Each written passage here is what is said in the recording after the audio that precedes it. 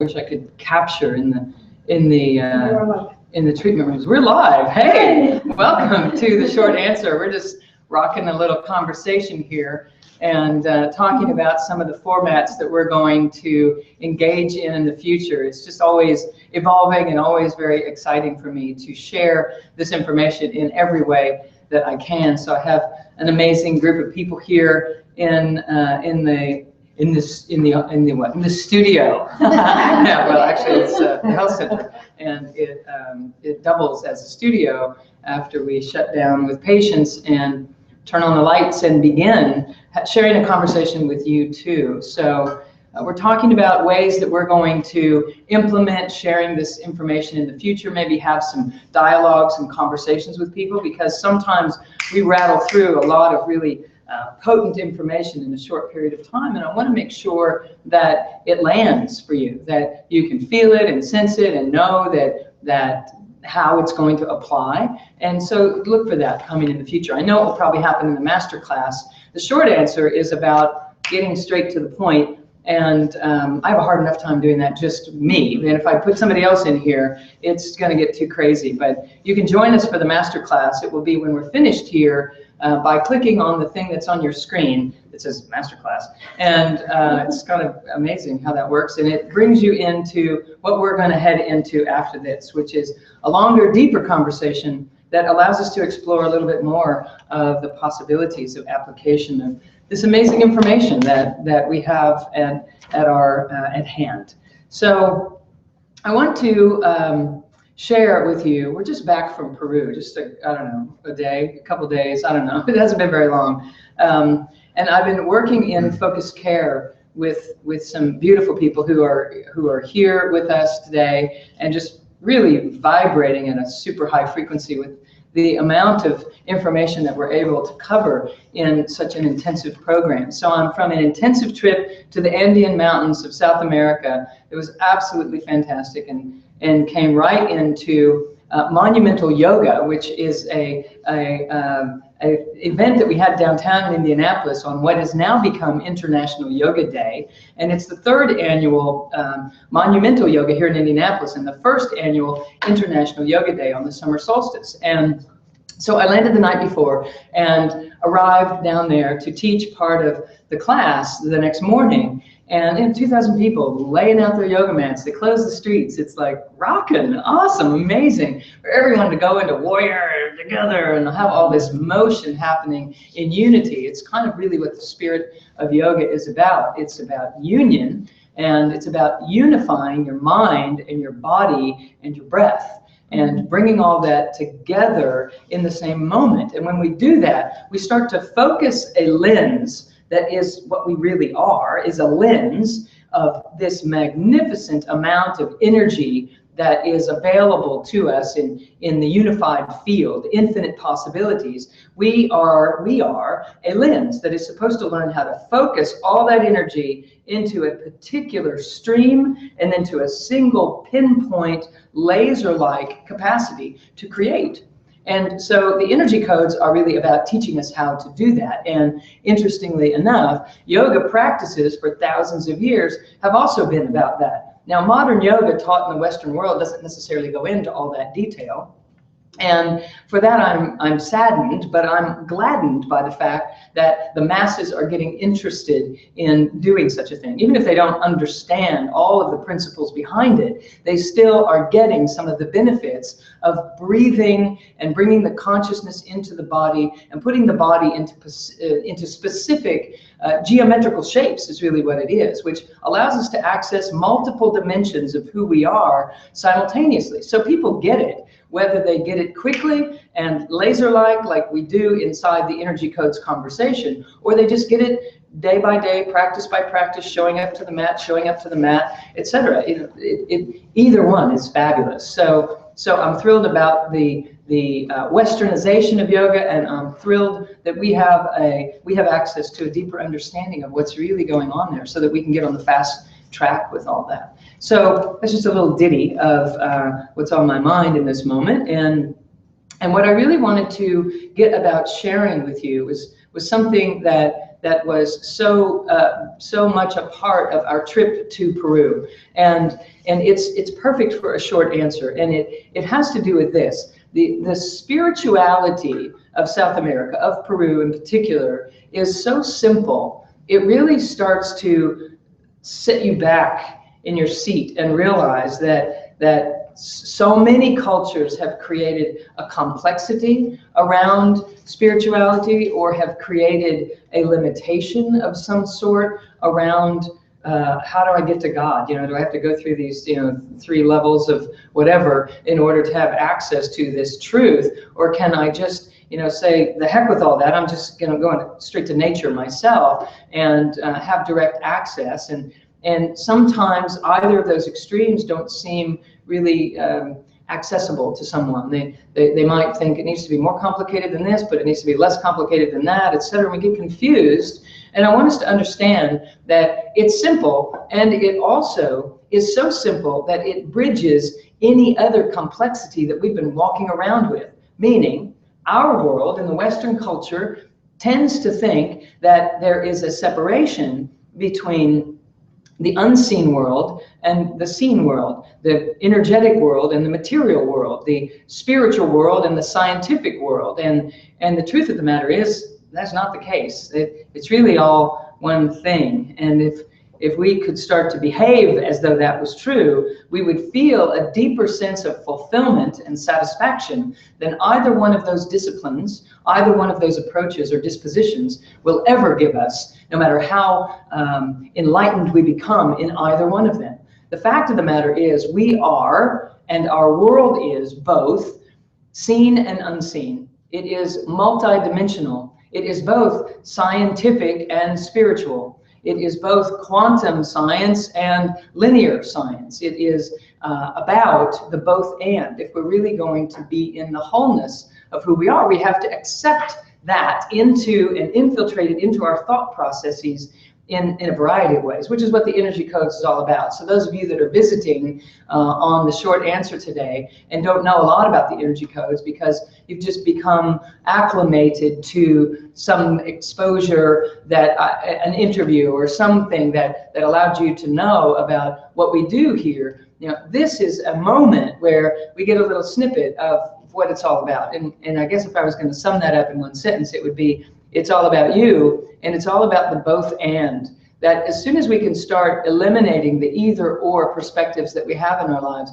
the sooner we're going to feel the wholeness of what we really are. So the Andean Mountains, Peru, Machu Picchu, the Incan civilization, as well as other civilizations that clearly were engaged in the building of Machu Picchu and many of the sacred sites around the Sacred Valley. So we're landing right there in our concentration right now. We're identifying the fact that they have a really simple spirituality. They have a really, it's pretty basic. It's about your inner world and the middle world and the upper world. And their job in the course of their life is to integrate them.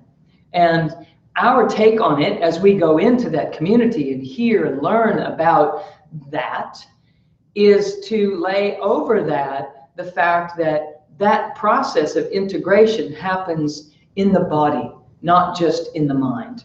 That we have to feel ourselves implementing our inner wisdom with our engaging outer world self, and all of that be guided by a higher purpose or a higher plan or the highest expression or infinite possibility. Meaning, let me translate that for you. How that translates is, this higher world means it's all in support of me. That everything that's happening in this life, no exceptions, is in my favor. It's actually here to support my realization, my awakening to my magnificence. So if I'm interpreting the things that are happening in my middle world any other way, then I'm not really grabbing the true benefit of this upper world or spiritual realm or God or nature or infinite possibility, however you want to talk about it. So we have to begin to translate everything that's happening in this middle world is in support of my realization that I am magnificent. I am more than capable of processing anything and everything that is happening here, that I would never be exposed to something that is bigger than what I am capable of. And I, in fact, requested that these things occur so that I could press myself up against something in order to find out who I am. So when we press up against it or polish ourselves against it, we come to know who we are. Now, here's the invitation tonight. Allow that pressing to happen on the inside of you, so that the pressing doesn't have to happen on the outside of you. In other words, I'm going to find out who I am through resistance in this world, because I am high frequency spirit energy. I'm a unified field of consciousness. I'm the infinite. I'm the wave and the particle all at the same time. Whether we're talking about spirit or we're talking about quantum science, same. And what we have to recognize is that that's a very high vibration. And so when I come into this physical dimension as a very high frequency being, resistance is a given. Friction, resistance is going to happen. And I'm going to wake up to who I am in the face of resistance. So the question before us is, am I going to default that resistance to the outer world, or am I going to take on a responsible stewardship disposition and allow that resistance to occur in my inner world and in a way that serves me, so that I don't have to create it in my relationships and in my job and in my pay and in my vitality, my health, etc. So the outer world is by default going to offer up resistance for you, because that's the nature of the third dimension. My invitation is, how about we don't make the outer world do that? How about we empower ourselves to take care of that and actually work with that and collaborate with that, and use it like a giant scrub down process for this inner world, middle world, upper world to get in better communication with each other. Because the only reason that they're not in full-on communication with each other already is because we haven't figured out how to build the circuitry for that to be true. And that circuit building will happen through resistance. Trial and error, if you're just bumper carring your way through, bumper carring, you bump into this and you're like, oh, that's not it. And you come over here and you bump into that and you're like, oh, I guess that's not it either. And then you get whiplash and all that stuff happens. But over the long haul, you eventually figure it out. So we're saying, time out on the bumper car process. Let's get conscious and intentional about this and allow circuits to get built without all the trial and error.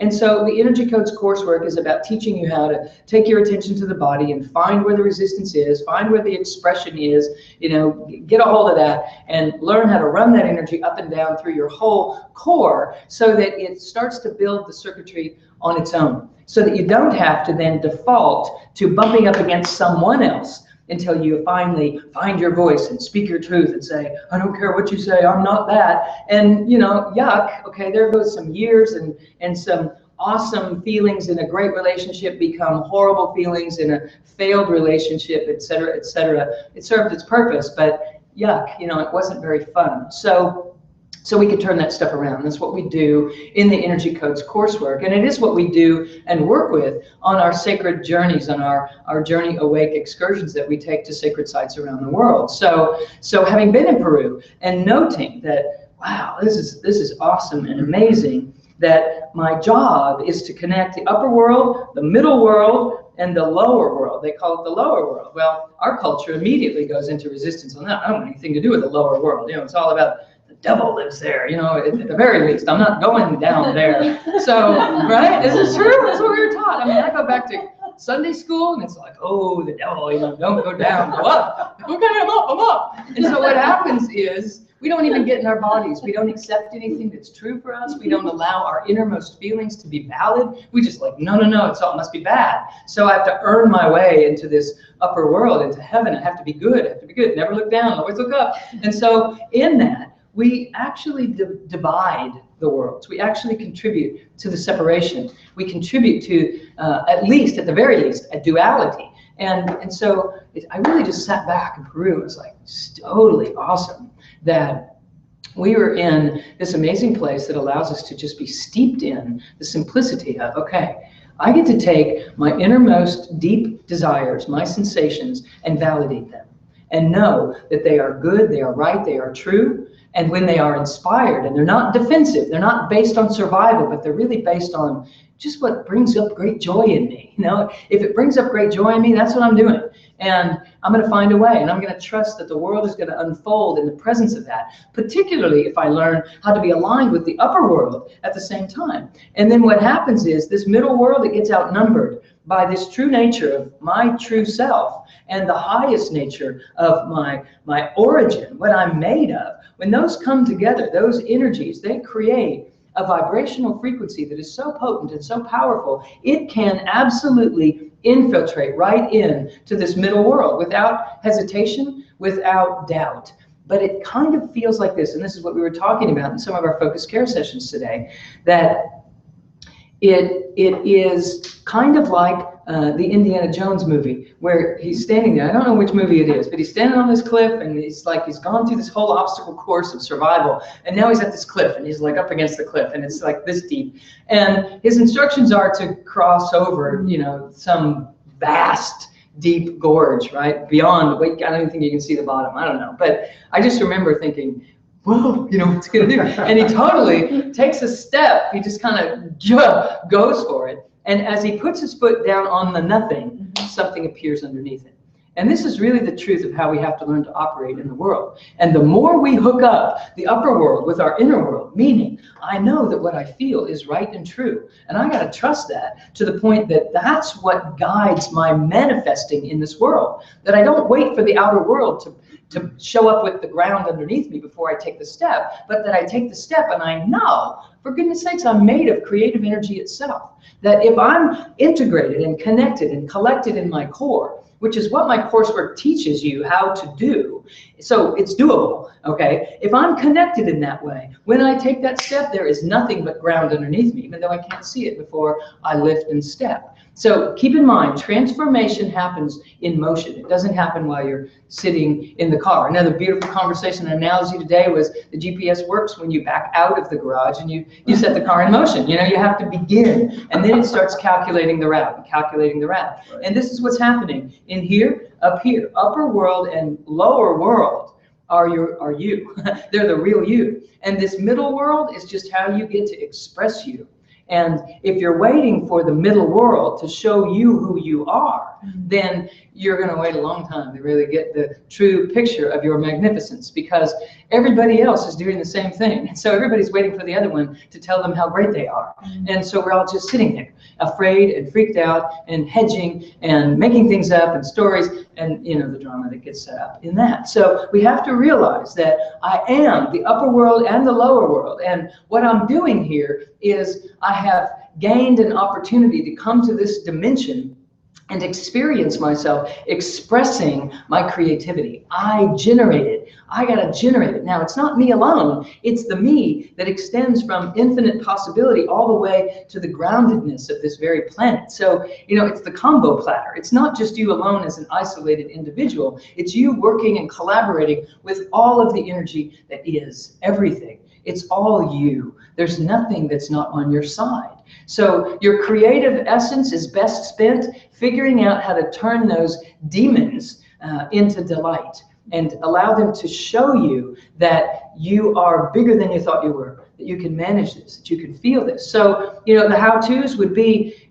breathe into your belly on an ongoing basis all the time, because your lower world kind of collects right there in your belly. It's kind of billions of impulses bombard this belly area every millisecond, and your job is to start to connect with some of them.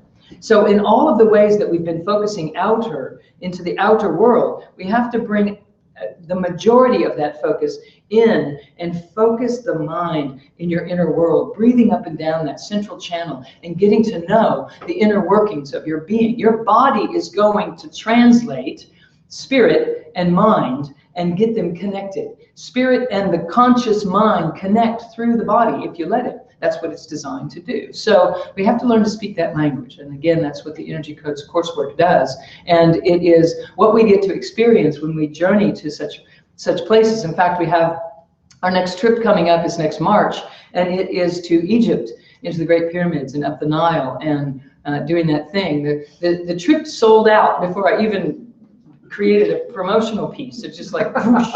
Okay, so I got into contact with the guide, and I said, okay, if I open up a second bus, you have to assure me that we can still get into the King's Chamber of the Great Pyramid and have meditations in there, and that we can still have our meditation at the feet of the Sphinx, which not a lot of people get to do, but our guide is very acclimated, has been taking people there for 10 years, and he assures me that all of these things will be possible. And as we do so, by bringing this second bus, it allows us to most likely charter our own boat going up the Nile and have it available for meditations and studying all this work all the time. So I'm very excited about the possibilities that are coming up next March, and if that's of interest to you, certainly let us know as soon as you can, because I don't even understand how that trip filled up so fast, and I don't need to know. I just know that it's right. I know it's a trip that I've been